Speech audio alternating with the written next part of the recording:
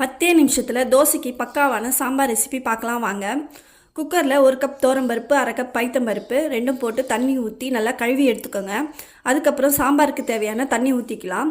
இப்போ மஞ்சத்தூள், 10 பல் பூண்டு, 1 ஸ்பூன் மிளகு, 1 ஸ்பூன் சீரகம், 2 வெங்காயம், 2 தக்காளி, காரத்துக்கு ஏற்ற போல் 4 பச்சை மிளகாய் போட்டு குக்கரில் மூடி போட்டு மூடிடலாம். இப்போ கேஸில் வச்சு 3 விசில் விட்டு எடுத்துக்கலாம்.